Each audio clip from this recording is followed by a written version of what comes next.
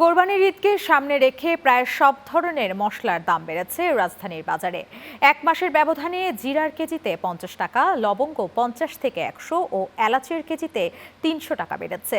লাগামহীন দাম বৃদ্ধির জন্য পর্যাপ্ত তদারকি না করার অভিযোগ তুলেছেন ক্রেতা বিক্রেতা উভয়ই। বিস্তারিত জানাচ্ছেন রিপোর্টে।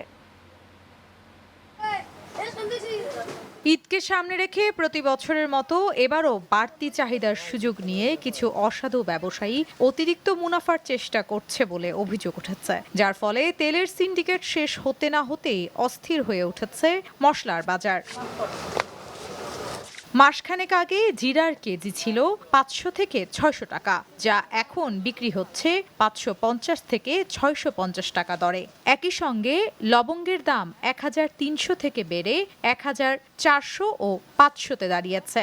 সবচেয়ে বেশি বেড়েছে এলাচের দাম। কেজিতে অন্তত 300 টাকা বেড়ে এলাচ বিক্রি হচ্ছে 4400 থেকে 5000 টাকায়। এছাড়া দাম বেড়েছে আদা, রসুন, পেঁয়াজ ও গোলমরিচ সহ অন্যান্য মশলারও। পর্যাপ্ত সরবরাহ থাকলেও সিন্ডিকেটের কারসাজিতে বিভিন্ন পণ্যের দাম বেড়েছে বলে দাবি করছে বিক্রেতারা। পর্যাপ্ত সরবরাহ থাকলেও সিন্ডিকেটের কারসাজিতে বিভিন্ন পণ্যের দাম বেড়েছে বলে দাবি বিক্রেতাদের। আমাদের বেশি দিয়ে কিনে আসতে হয়, আর বিক্রি লাভের পরিমাণও কমে যায়। পর্যাপ্ত পরিমাণ বিক্রি হচ্ছে না, বাজারে কাস্টমারের চাহিদা কম। এলাচি আপনার 6000 টাকা কেজি, 5500 টাকা কেজি, 5000 টাকা কেজি। হ্যাঁ, এই কাঠবাদাম, কাজু বাদাম এগুলো 500-600 টাকা ছিল, এগুলো 1200, 1300, 1400 টাকা কেজি। আমি অবশ্যই চাবো যেন সব কিছু পণ্য দাম অবশ্যই কমলে আমাদের জন্য ভালো হয়, গ্রাহকের জন্য ভালো হয়। ক্রেতারা বলছেন, নিত্যপণ্যের দাম বেশি হওয়ায় জিনিসপত্র ক্রয় করতে কিছুটা বেগ পেতে হচ্ছে।